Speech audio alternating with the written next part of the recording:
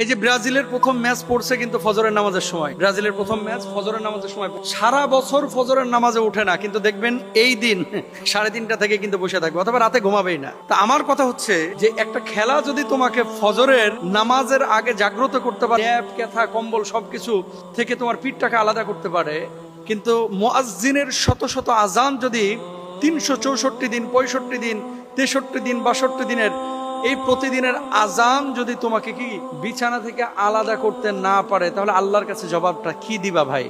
আমি যে পয়েন্টটা নিয়ে কথা বলতে চাচ্ছি, যে দেখেন রাত 1টায় আর্জেন্টিনার খেলা, ফজরের সময় ব্রাজিলের খেলা, জার্মানির খেলা হচ্ছে সকাল 8টার সময়। খেলার আধা ঘন্টা 1 ঘন্টা আগে মুড়ি টুড়ি মাখায় নিয়ে আপনি বসতেছেন। সকালবেলা আপনার বাপ আপনার কাঁথা কম্বল থেকে আলাদা করতে পারলো না, আপনার মা আপনাকে চিৎকার করে চেঁচামেচি করে ডেকে নামাজের জন্য উঠাইতে পারলো না। এতদিন আপনি মোবাইলে অ্যালার্ম দিয়ে রাখছেন, আপনারা কেউ আলাদা করতে পারলো না বিছানা থেকে, মানে আপনি ঘুম থেকে উঠলেনই না। সারাটা বছর অনেক যুবক আছে ফজরের নামাজ একদিনও পড়ে নাই, একদিনও না। জবাব আল্লাহর কাছে দিবেন, অস্বীকার করতে পারবেন? হাজার হাজার না লাখ লাখ যুবক বাংলাদেশে আছে যারা ফজরের নামাজ সারা বছরে একদিনও পড়ে না, অথচ খেলার জন্য ঠিকই কিন্তু 3:30টায় জেগে উঠে বসে থাকবে। খেলা দেখার জন্য ঠিকই 3টার দিকে উঠে বসে থাকবে। খেলা দেখার জন্য ঠিকই ফজরের আজানের সময় উঠে বসে থাকবে। তার মানে কি ফজরের নামাজের চাইতে আপনার কাছে খেলাটা বেশি ইম্পর্টেন্ট? এবার আসেন, আমি কিন্তু খেলা দেখা না দেখার বিষয়ে বলতেছিলাম, আমি বলতেছি ফজরের ইম্পর্টেন্সি, যে গুরুত্বটা কি, যে আল্লাহর জন্য, আল্লাহর নামাজের জন্য মুয়াজ্জিন এতদিন ডাকলো, আপনি উঠলেন না, কিন্তু আর্জেন্টিনার খেলা দেখার জন্য,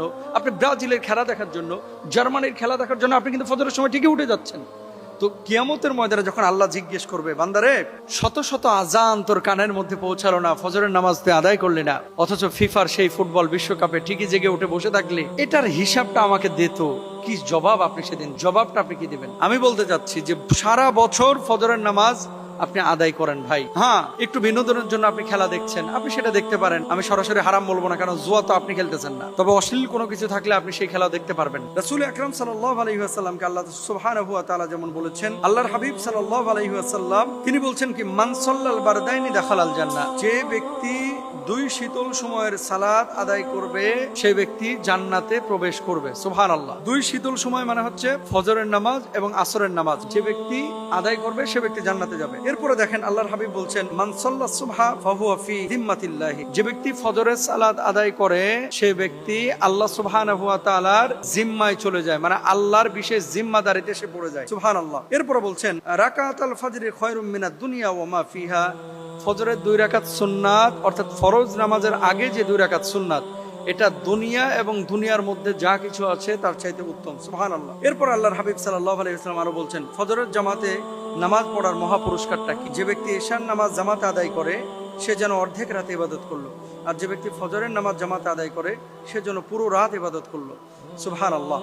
এরপর আল্লাহ সুবহানাহু ওয়া তাআলা বলছেন কি, খেয়াল করেন, আল্লাহ বলছেন, হাফিযু আলাস সালাওয়াতি ওয়াস সালাতিল উসতা, তোমরা সব সালাতের হেফাজত করো, বিশেষ করে মধ্যবর্তী সালাতের। এখন আমার যে মূল পয়েন্টটা সেটা হচ্ছে, আপনি খেলা দেখছেন, আপনি দেখেন যদি হারাম কোনো কিছু সংমিশ্রণ না ঘটে, জুয়া খেলা চলছে মনে করেন আমেরিকায়, মেক্সিকোতে, কানাডায়, আপনি জুয়া খেলতেছেন ব্রাহ্মণবাড়িয়ায়, অনেক যুবকরা আছে এই খেলাকে কেন্দ্র কিন্তু জুয়া খেলে। তো আপনার খেলা চলতেছে মনে করেন বিশ্বকাপ ওখানে, আর আপনি জুয়া খেলতেছেন ঢাকায়। এই ধরনের কোনো বিষয় যদি না হয়, আপনি মানে নিছক আনন্দের জন্য আপনি দেখতে পারেন।